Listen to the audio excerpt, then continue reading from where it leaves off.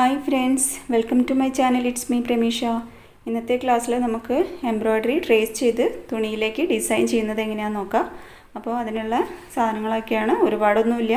Embroidery ചെയ്യാനുള്ള തുണി ഇതൊരു ലൈറ്റ് ഗ്രീൻ ഷെയ്ഡുള്ള തുണിയാണ്.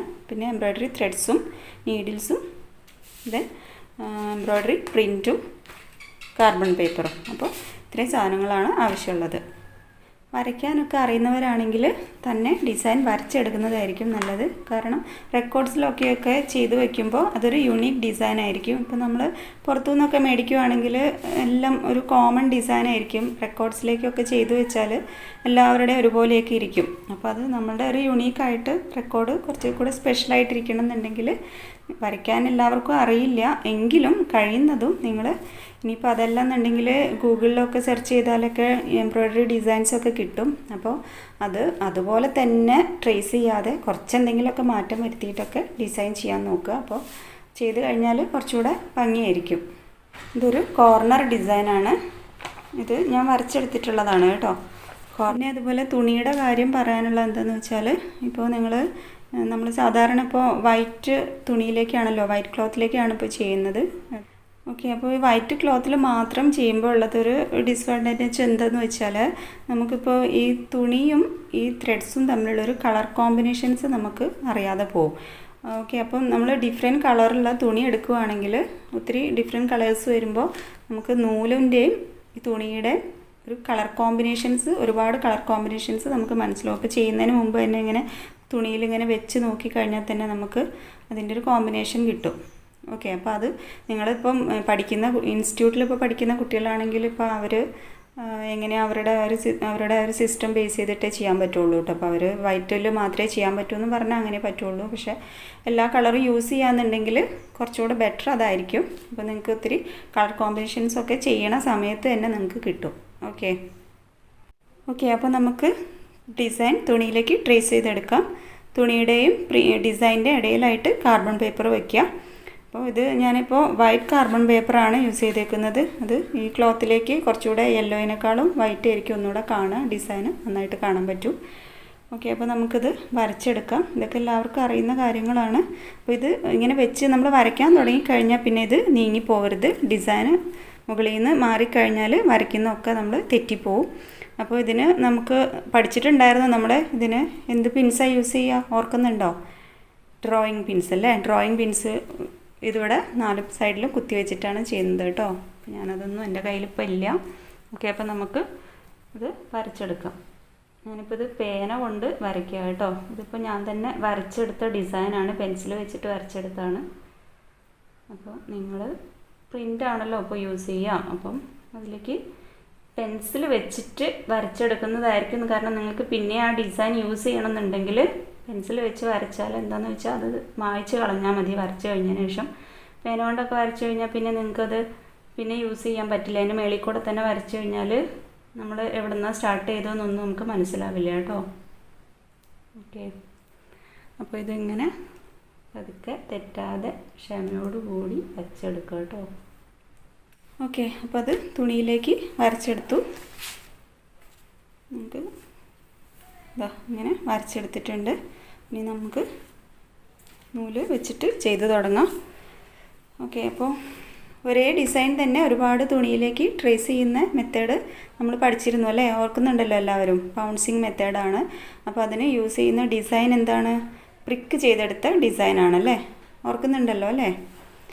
ഓക്കെ, അപ്പോൾ അടുത്തത് നമുക്ക് ഫ്രെയിം ഇതിനകത്ത് ഫിറ്റ് ചെയ്തെടുക്കാം.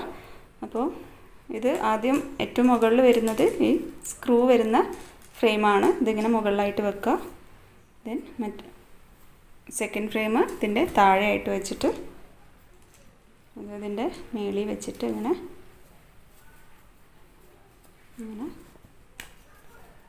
കണ്ടോ, ഇങ്ങനെ ചെയ്തെടുക്കുക. എന്നിട്ട് ഈ സ്ക്രൂ ഒന്ന് ഇവിടെ ഇങ്ങനെ ടൈറ്റ് ചെയ്ത് കൊടുക്കണം കേട്ടോ. അതുപോലെ തുണി ടൈറ്റായിട്ട് നിൽക്കാനായിട്ടൊന്ന് ഇങ്ങനെ സൈഡിൽ കൂടെ ഒന്ന് വലിച്ചു കൊടുക്കുക. ഒത്തിരി ടൈറ്റായിട്ട് വലിക്കരുത്, തുണി കീറിപ്പോവും. ഞാൻ എക്സാമിന് എനിക്ക് പറ്റിയൊരു അബദ്ധമാണത്. ടൈറ്റ് ചെയ്ത് എല്ലാം വരച്ചൊക്കെ ചെയ്ത് കഴിഞ്ഞ് ഫ്രെയിം ഫിറ്റ് ചെയ്തിട്ട് നന്നായിട്ട് വലിച്ചപ്പോൾ തുണി കീറിപ്പോയി.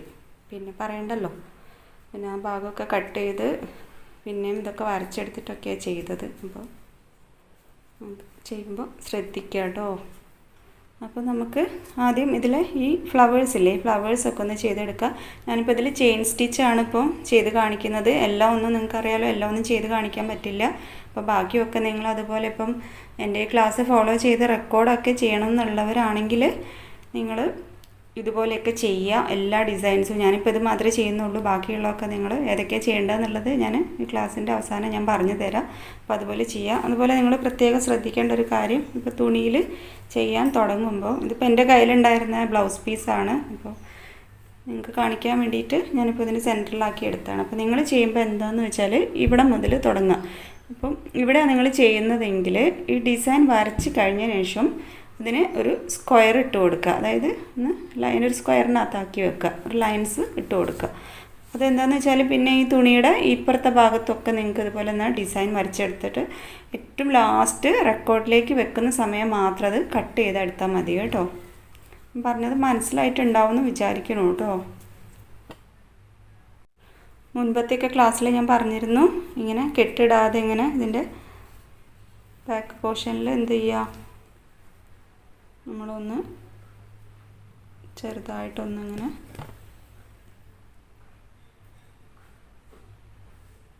ചെറിയ രീതിയിൽ എടുക്കാം കേട്ടോ, അല്ലെങ്കിൽ നല്ല ഭാഗത്തേക്ക് കാണും. എന്താ കണ്ടില്ലേ, ഇത്രയും മതി. ഓക്കെ, അപ്പോൾ ചെയിൻ സ്റ്റിച്ചാണ് ഞാനിപ്പോൾ ഇവിടെ ചെയ്യുന്നത്. നിങ്ങൾ ബാക്കി ഏതൊക്കെയാണ് ചെയ്യേണ്ടതെന്നുള്ളതൊക്കെ ഞാൻ പറഞ്ഞു തരാം.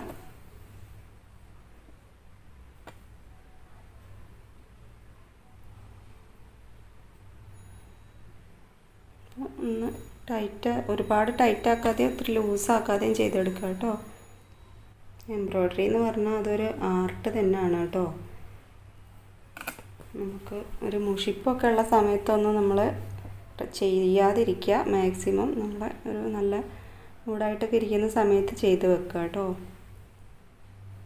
അല്ലെങ്കിൽ അത് ചെയ്ത് കഴിഞ്ഞാലൊരു ഭംഗിയൊന്നും ഉണ്ടാവില്ല അതിന്.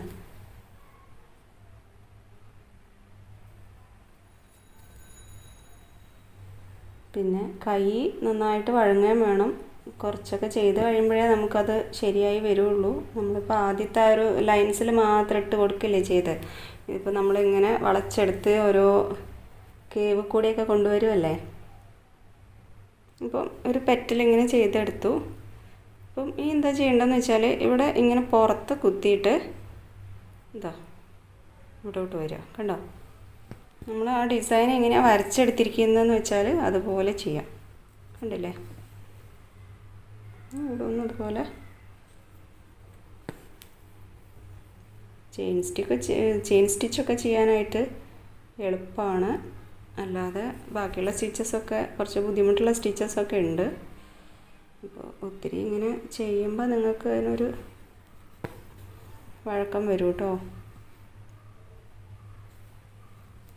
ഇങ്ങനെ ഓരോ പെറ്റൽസും നമ്മൾ ചെയ്തെടുക്കുക. ഓക്കെ ഫ്രണ്ട്സ്, അപ്പോൾ ഇത് ഒരു ഫ്ലവർ നമ്മൾ ചെയ്ത് കഴിഞ്ഞു.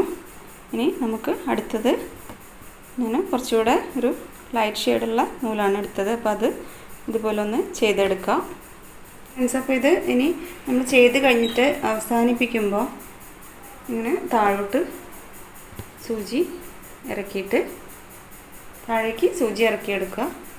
എന്നിട്ട് ബാക്ക് പോർഷനിലൊന്ന് ലോക്ക് ഇട്ട് കൊടുക്കണം കേട്ടോ.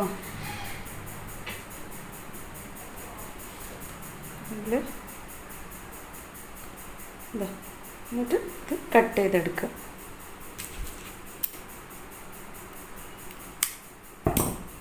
അപ്പോൾ 2 ഫ്ലവർ അങ്ങനെ ചെയ്തെടുത്തു. ഇനി ഇതൊക്കെ അങ്ങനെ ഓരോന്നായിട്ട് ചെയ്തെടുക്കുക കേട്ടോ. എനിക്കിത് മൊത്തത്തിൽ നിങ്ങളെ ചെയ്ത് കാണിക്കാൻ പറ്റില്ല. എംബ്രോയ്ഡറി ആയതുകൊണ്ട് കുറേ സമയം എടുത്താണ് ചെയ്യുന്നത്, നിങ്ങൾക്കറിയാമല്ലോ. അപ്പോൾ അത് അങ്ങനെ ചെയ്യാം കേട്ടോ. ഓക്കെ, അപ്പോൾ നമ്മൾ ഇത്രയും ചെയ്ത് കഴിഞ്ഞു. ഇനി ഇത് കംപ്ലീറ്റ് ചെയ്തെടുക്കണം. ഇതുപോലെ ഇപ്പോൾ മൾട്ടി കളർ ത്രെഡൊക്കെ യൂസ് ചെയ്യുകയാണെങ്കിൽ നമുക്കൊരു ഷെയ്ഡിങ്, ഒരു ഫില്ലിങ് എഫക്റ്റൊക്കെ കിട്ടും കേട്ടോ. നമുക്ക് എത്രത്തോളം ഭംഗിയാക്കാൻ പറ്റുമോ അത്രയും ഭംഗിയായിട്ട് ചെയ്യുക. അതേപോലെ ഞാൻ പറഞ്ഞല്ലോ ഏറ്റവും പ്രധാനമായിട്ടുള്ള കാര്യം എന്ന് വെച്ചാൽ കളർ കോമ്പിനേഷൻസ് ആണ്. ഓക്കെ, അതുപോലെ നിങ്ങൾക്ക് ഇപ്പോൾ ഡെക്കറേറ്റ് സ്റ്റിച്ചസ് ഒക്കെ ഇടയ്ക്കൊക്കെ ഇങ്ങനെ കൊടുക്കാം കേട്ടോ. അതിപ്പോൾ ഞാൻ ഫ്രഞ്ച് നോട്ടാണ്, നിങ്ങൾ പഠിച്ചു കഴിഞ്ഞിട്ട് ചെയ്താൽ മതി. അറിയുന്നവർക്കാണെങ്കിൽ അങ്ങനെ ചെയ്യാം, റെക്കോർഡിലേക്കൊക്കെ എടുത്തു വയ്ക്കുമ്പോൾ. പിന്നെ എന്നിരുന്നാലും ഏറ്റവും നമ്മൾ മെയിൻ സ്റ്റിച്ച് ഏതാണാവോ അത് തന്നെയായിരിക്കും ഇതിനകത്ത് കൂടുതൽ കാണേണ്ടത് കേട്ടോ. അപ്പോൾ ബാക്കി നമുക്ക് ഇതുപോലെ ചെയ്തെടുക്കാം. അതുപോലെ നമ്മൾ ഇങ്ങനെ ഈ ചെയിന് തന്നെ ഇങ്ങനെ ഈ കേവായിട്ട് വരുന്ന ഡിസൈനിൽ തന്നെ കേവായിട്ട് വരുന്ന ഭാഗങ്ങളിലൊക്കെ ചെയിൻ്റെ അകത്ത് തന്നെ കുത്തിയിട്ട് ഇങ്ങനെ വളച്ചെടുക്കണം. അതല്ലാതെ നമ്മൾ ചെയിനിൻ്റെ പുറത്തേക്ക് കുത്തി കഴിഞ്ഞാൽ എന്താ സംഭവിക്കുക എന്ന് വെച്ചാൽ ചെയിനിൽ ലോക്ക് വീഴില്ല, അപ്പോൾ ചെയിന് വിട്ടുപോരും. ഓക്കെ, അപ്പോൾ അത് അങ്ങനെ തന്നെ ചെയ്തെടുക്കുക. അതുപോലെ നമ്മൾ ഡിസൈൻ ചെയ്യുമ്പോൾ ഉള്ളൊരു ചെറിയ ടിപ്പ് എന്താണെന്ന് വെച്ചാൽ ഇങ്ങനെ നമ്മൾ വെച്ചതിന് ശേഷം ഇതുപോലെ നമ്മൾ വലിച്ചെടുക്കില്ലേ, അപ്പോൾ ഈ വലിച്ചെടുക്കുന്ന സമയത്ത് കൈ ഒന്ന് ഇവിടെ ഇങ്ങനെ വെച്ച് കൊടുക്കുക. അപ്പോൾ നൂലിങ്ങനെ തമ്മിൽ പിണയാതെ കെട്ട് പിണയാതെ വരും.